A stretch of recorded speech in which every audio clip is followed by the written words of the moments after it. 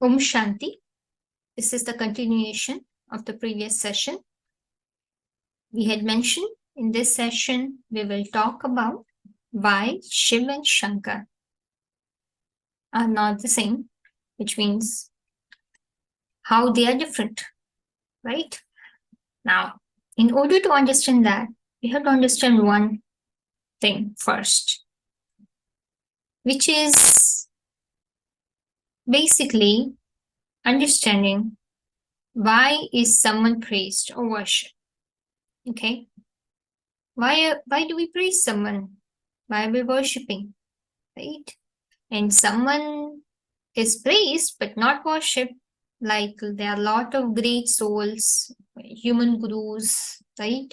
Religious fathers, they are praised, but they are not worshipped in the temple, right? Only ideas which are worshipped in the temple are the ideas of deities and Shivling, right? Very important. You might not even have thought about it before, right? Something to see. All these people that we are praising, some of them are not really worshipped, right? Especially other than deities, anyone we are praising, they are not worshipped. Okay, why is that? Why is that? Okay, because whoever follows the footsteps, okay, of the God, whoever imbibes the teachings of God and performs the actions according to his directions. Okay, there are many pure souls who might perform some pure actions, but they are not completely righteous. That's why they are not worshipped in the temple.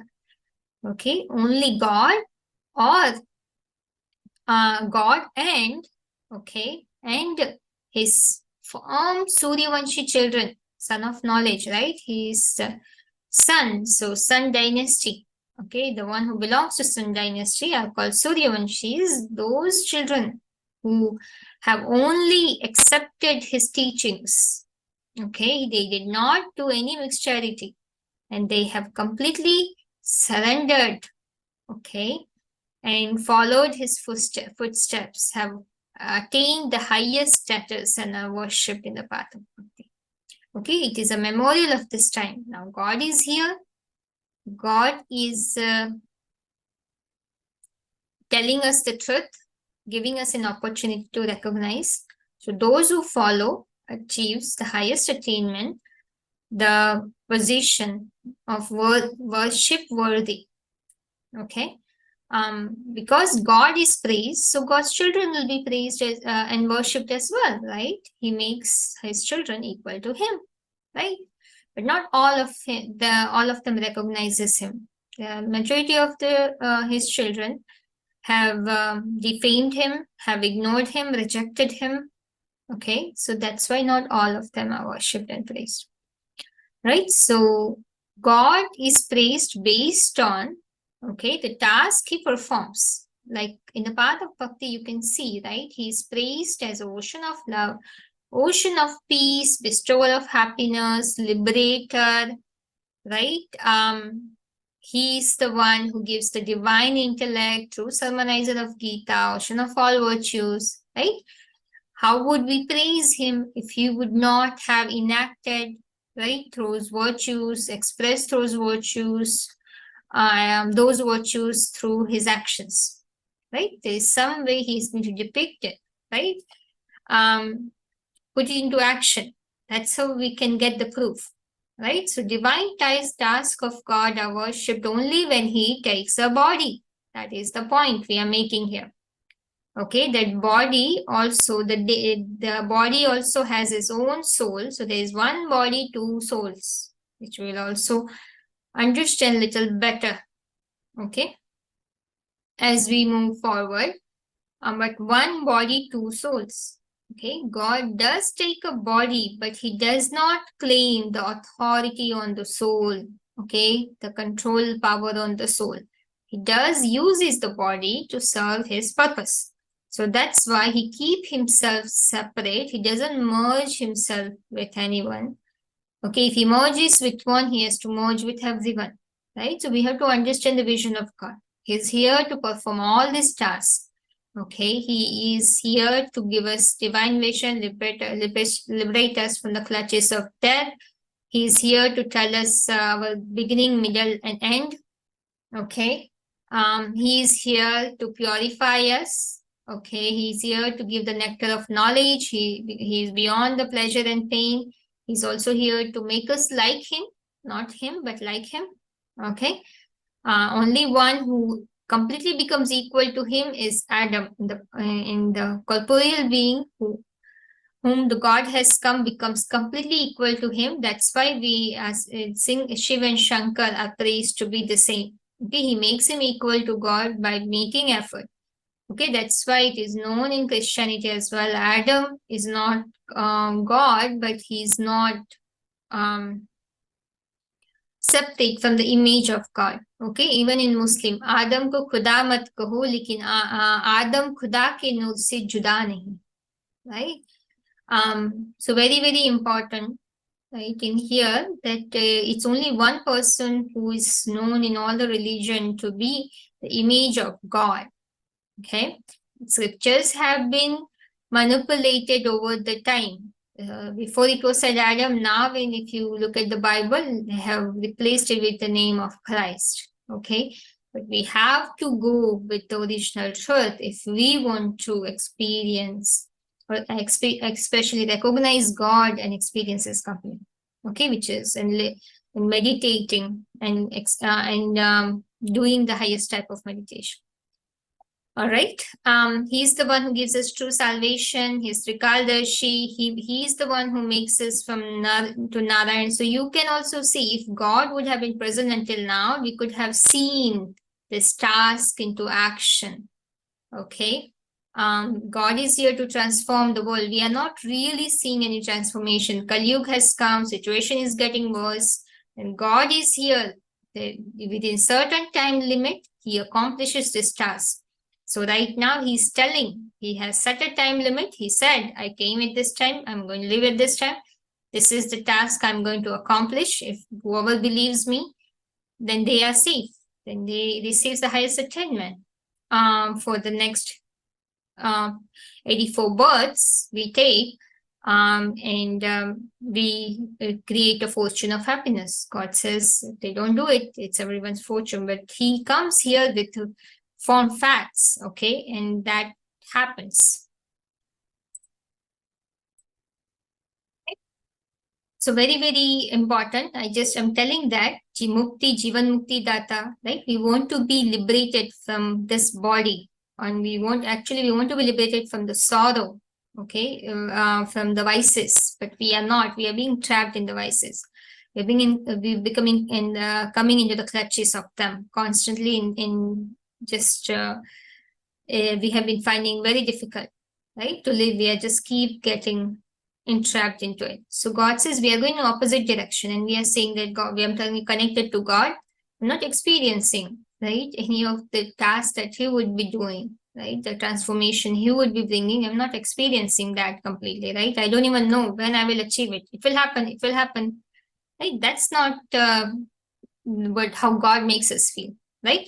He helps us experience heaven within ourselves. Okay, like we go into the progress mode. He gives us a guarantee for the future births, right? We will feel happy, not just one birth or future births. He makes us feel that security, which we are not feeling, right? God comes and gives us experience of being father, teacher, and Sadguru, right? So right now, how would He consider to be a teacher, right? Just people think inspiration is a teacher. No, right? He comes and takes a body and orally He teaches us, and whoever studies, we are called a student. Then we consider him to be a teacher. We are studying from him. But we just don't want to even believe that He is here. Then how can we say that He is our father, teacher, and guru? Right? He's the one who creates Satyug. He's the creator of Brahma, Vishnu, and Shankar. Right? His tasks have been also known in the path of bhakti.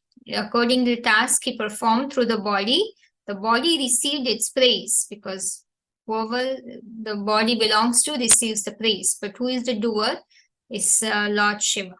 Okay, that's why they have a different form of Shivling. Shivling is nothing but the memorial of the divine task of God that he have performed. He gave the nectar of knowledge when he came, which is he is giving right now. Okay, he benefited to all the souls of the world. He narrates the story of immortality. He helps us gain the victory over death.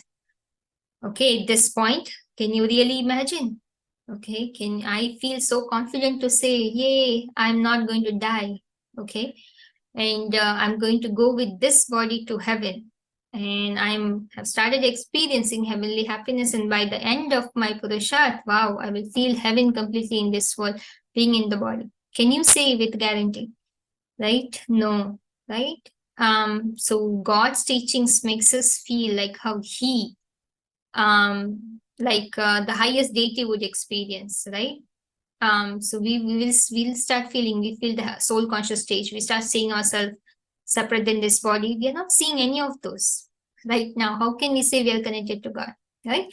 So all the Raj yogis are experiencing that. That's why we are saying that it's so important to believe God is here. Right, so these are the different tasks. Okay, now how Shiv and Shankar are different. Let's uh, cover that, and then we are done. Okay, with this topic. All right, so Shiv and Shankar are different. Okay, there are a lot of Bhagavad Gita references. Again, the slokas will be provided. Okay, in the Gita slok sections in the main channel. Okay, look at the PDFs. Okay, even the English, in English, I have not presented it verbally. Okay, but still, I'm just highlighting whatever I've highlighted it. I'm just speaking verbally. You can even read that in the PDF, so it's not a big deal. Okay, so just look at the description box, even though it is spoken verbally in Hindi. And you can just look at the description box and you will see the PDF file. If you don't, you can contact us. Okay. All right. So according to the references in Bhagavad Gita as well, it has said God takes a human body. Okay, human body specifically, not a deity body, human body. There are difference between deities and human. You know that by now, right? That clarity has to come in order to believe God has come right now in a human body. Okay, Shankar is an ordinary body. All right, very, very important. He is an ordinary body. Okay, God comes in incognito form. Okay, that's where the examination is, right? Whoever recognizes God becomes most elevated. Okay, there are few of them. That's why in Bhagavad Gita also it says that few out of few can even recognize God, because we are carrying wrong beliefs about God, how He will be revealed to us. Okay, in reality, it's just the knowledge. He comes in an ordinary way, performs ordinary actions, and through the power of true knowledge, he is revealing himself. Okay, so the body he comes into is known in all the religions, right? He says, he identifies that body, and he tells, this is the body I have come, because that is the body, believes it as a first man in all the religion. Okay, he serves as a common thread that connects the entire humanity. Okay, that body is known as father of humanity. Okay, the seed of the human world tree. Okay, again, Gita sloks will be given to you. Okay, Tomadhideva Purusha Purana, Tamasasya Vishwasya Param Nidhana. Okay, so he is the one, okay, who is the shelter.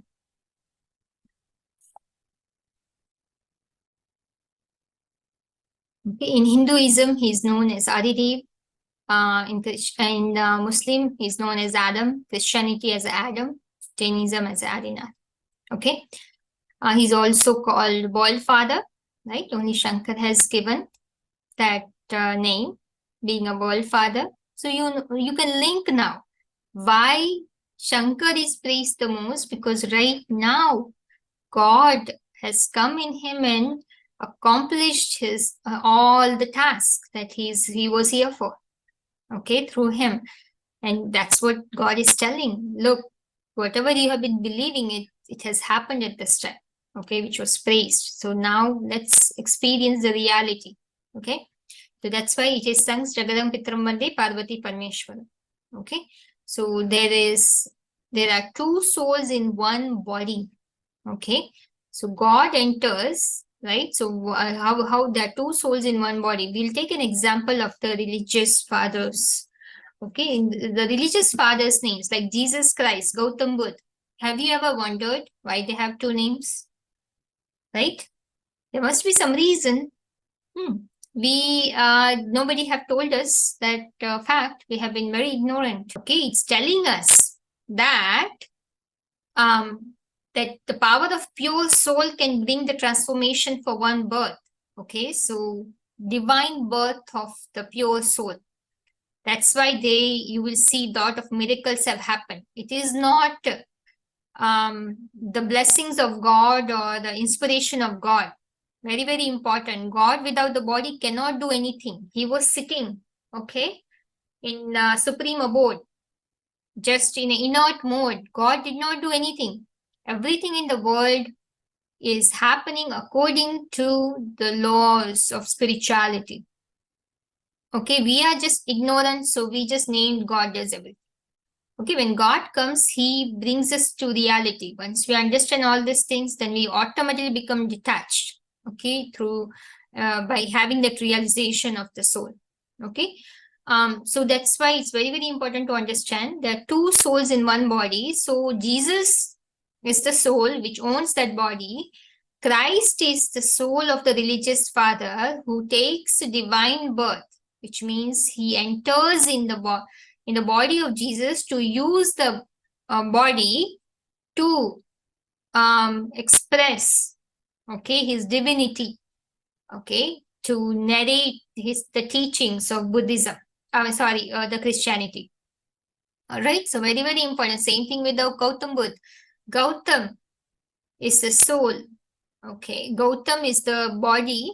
Okay, and soul which owns the body. All right, but the Buddha, okay, Buddha, just like the Christ had entered in Jesus' body, Buddha had entered in Gautam's body, okay, to establish, okay, Buddhism. I hope you are understanding. So all these miracles happening, okay, the reason behind it, it's the first birth. Okay, when they take a divine birth, they don't take a birth through womb. They are pure. They can easily express the purity which they had imbibed from God when they had come. So at this time, everybody imbibed the purity. Okay, but they could not come at the same time. When they came, they were able to express themselves. Okay, they were able to make a difference through the power of purity. Just for one birth, they had the limitations. Okay, and then they took a birth through womb, and now we don't even know. Okay, but they just through physical miracles, they brought limited transformation, but they could not bring the bigger transformation. They could not narrate the complete teachings. They could not change the mind of the people. They could not prevent everyone from being tamopradhan and rajopradhan and tamopradhan. Okay, so right now everybody is going away from the Swadharma. Their teachings are confusing more and more. So what they did, they came. Sometime they might do good, but after they gone, the world it went into downfall because their teachings even became the cause of everybody's confusion, and then going in more and more into trapped into body consciousness. So very, very important, okay, to understand the reality. One body, two souls can happen. The powerful souls can take over, okay, over the weaker soul and use the body, okay, to narrate the teachings. Same thing happened here. Okay, this is another example. This picture is shown in front of Bhagavad Gita. Okay, you see the Krishna, there is ideal of Krishna is shown, and the Arjun is sitting in the chariot in the back, and there Krishna is using basically the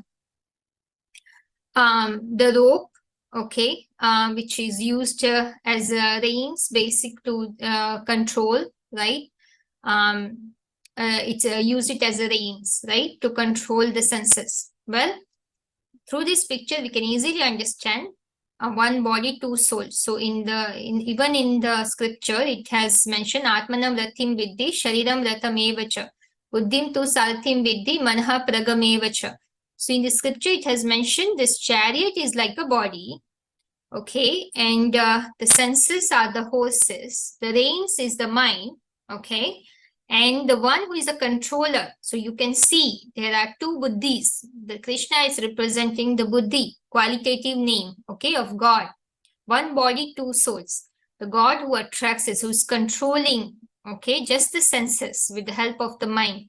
And the soul of Arjun is sitting in the back. Okay, so God is not controlling the Arjun. He is just you controlling the senses because he just needs to narrate the knowledge. If you are not clear, you can contact. Okay, so now you need to understand Shiv and Shankar. They both are different. Okay, Shiv is the father, Shankar is the eldest child of Lord Shiva, which is known as Dev Mahadev. Okay, he is the highest deity amongst 33 crore deities. Okay, he is also a human being. All right, he is not an extraordinary person.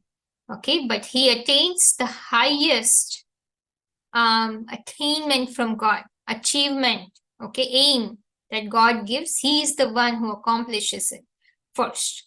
Okay, that's why he is praised. All right, he imbibes God's teachings and the power completely. Okay, so he becomes Dev Mahadev, in whom that's why God comes. Because God has to come in one who reaches at that level, so he can become a sample for everyone, right? So God will say that, look, I have not done anything special for anyone. Whoever makes the effort gets the reward. Okay, and then he reveals him that, look, that's why I took his body. Okay, because he has that ability, okay, to for me to use his body. Okay, there are a lot of qualities we will understand later. Okay, but God does not go through cycle of birth and death. Okay, God is incorporeal, egoless, viceless. He is ajanma, abhokta, akarta. Okay, God is beyond the pleasure and pain. He doesn't experience any pleasure. He's beyond the effect of actions. He's ever pure. While Shankar, he goes through cycle of birth and death. He becomes a deity and then he goes through the pleasure. He becomes an ordinary human being. He goes through the quality of Sato, Rajo, and Tamo. Okay, he is known as a number one hero actor who becomes equal to God. Okay, incorporeal, egoless, viceless, after taking the complete knowledge from God. That's why he's known as Yogeshwar. Okay, so we need to understand when we say Shivratri. So Ratri is said, it's basically represents the arrival, okay, of God in this world. Okay, it's the significance of Mahashivratri. You will watch that video, then you will understand. Okay, it's representing the arrival of God during this time of darkness. So Ratri means night or darkness, represents extreme ignorance and immorality in this world. Okay, it's not about the physical Ratri. You can see how much we have misunderstood, right? The teachings. Now God is awakening us, telling us the reality where we become spiritual. So more spirituality is imbibed in the soul becomes spiritual, which is soul conscious. Okay, so that's why God, when it's the extreme night of ignorance, he gives us the light of knowledge in such a deep night, which he's giving right now. This is time of Mahashivratri. Okay, he wakes up from the sleep of ignorance. That's why we are celebrating. The task of God becomes memorial.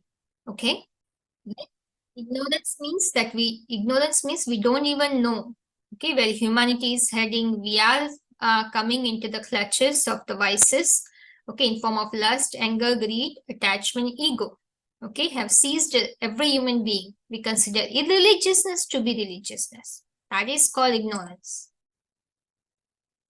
Okay, ignorance also means, you have already learned that in the definition of adharma. Ignorance also means the differences of opinion about the soul, the supreme soul in the process of creation.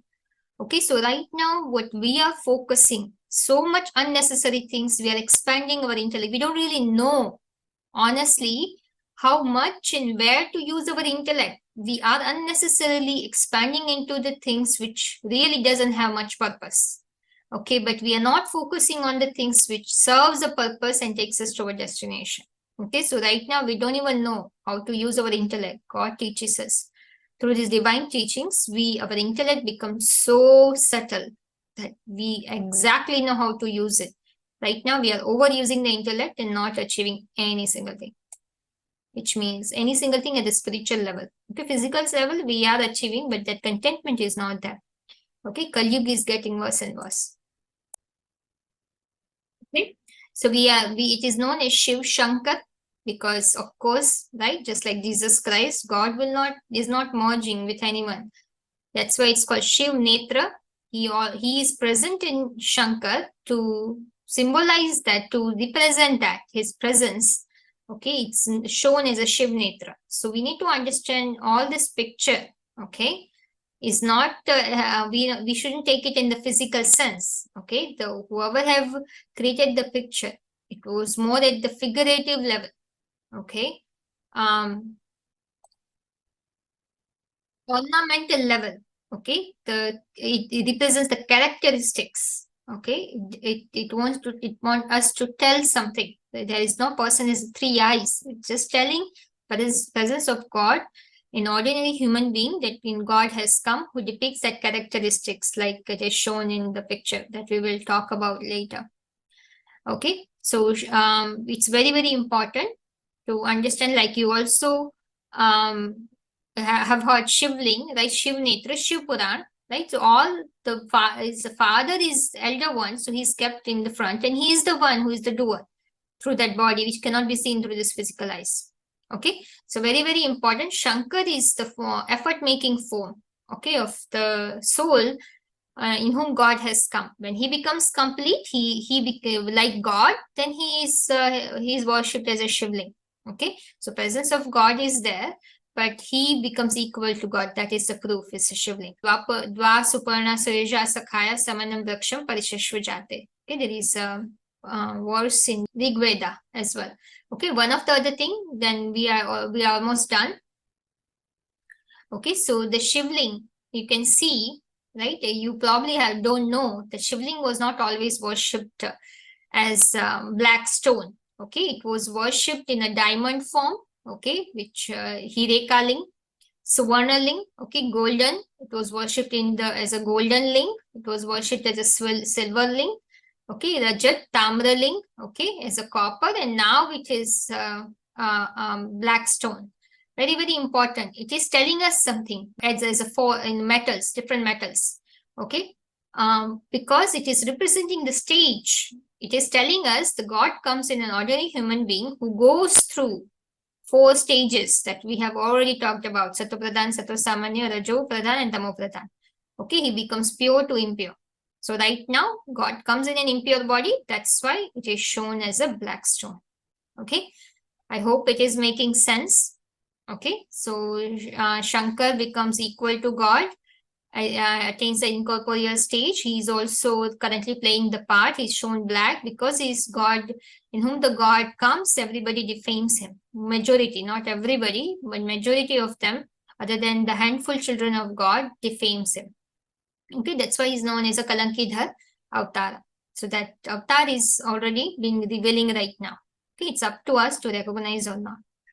Right? We have only, that is the only option we have to, if we want to experience elevated happiness. Okay, more we ignore it, we are basically cutting off our fortune. Okay. So this is basically it. Okay, I hope it is clear. So it is very important. We recognize God in him. Okay, and we take the sustenance from him. Okay, best wishes for the next session. Om Shanti.